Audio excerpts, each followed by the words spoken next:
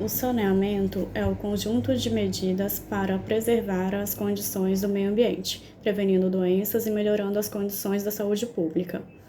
Na Idade Antiga, até o século V d.C., o ser humano desenvolveu algumas técnicas importantes como irrigação, construção de diques e canalizações superficiais e subterrâneas.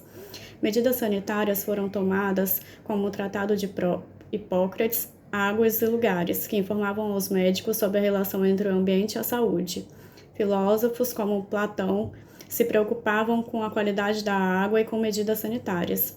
Na Grécia Antiga já havia o hábito de enterrar as fezes como afastarem para lugares afastados de suas residências. Em Roma, ruas com um encanamento serviam para...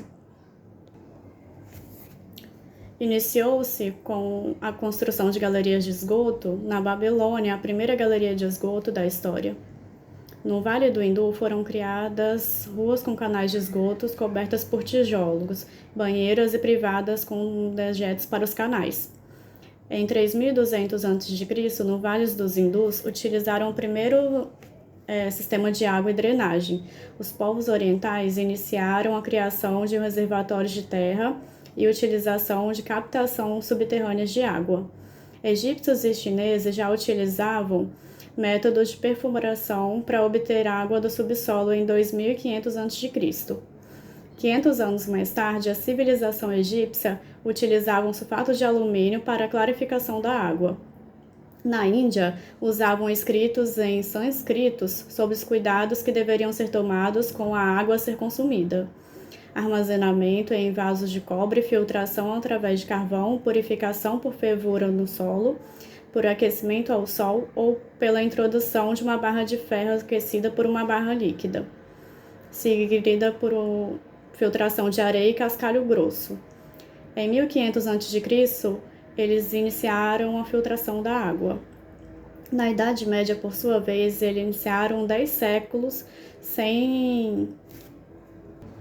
A Idade Média, por sua vez, A Idade Média, por sua vez, foi um período de 10 séculos sem o avanço no saneamento básico. Com a queda de Roma, o conhecimento ficou arquivado em mosteiros religiosos. Só foi revelado algo sobre saneamento em 1405. Assim, os ensinamentos sobre hidráulica, saneamento e gestão ficaram escondidos durante toda a Idade Média.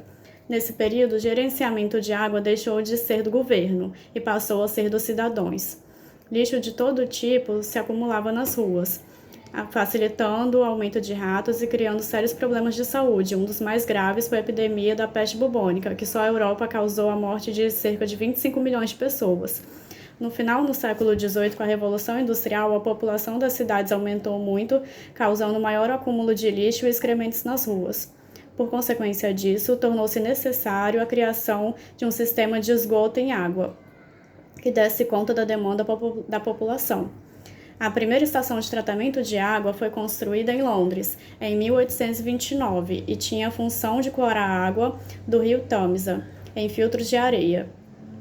O primeiro registro de saneamento no Brasil ocorreu em 1571, quando Estácio de Sá mandou escavar o primeiro poço para abastecer o Rio de Janeiro. Em 1620, iniciou-se as obras do aqueduto do Rio Carioca para abastecimento do estado. A obra, por iniciativa dos estados A obra foi iniciativa de Saldanha e Aires e tinha 270 metros de comprimento e 18 metros de altura. Entretanto, ela foi concluída mais de 100 anos depois. Em 1723, ela foi entregue à população, sendo o primeiro sistema de abastecimento de água do país. Período colonial, ações de saneamento eram feitas de forma individual, resumindo a drenagem em terrenos e instalações de chafariz. Na capital, o primeiro chafariz foi construído em 1744. A partir dos anos de 1940, iniciou o serviço de saneamento no Brasil. Na Idade Contemporânea, representa principalmente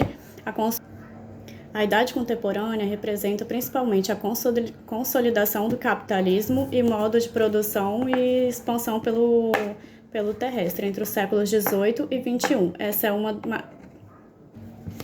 a Idade Contemporânea quando findou a Idade Moderna em 1789, ou como preferem muitos, em 1790, no ano seguinte. Se estende até os nossos dias. Um dos tópicos que merece atenção nesse período é o saneamento básico.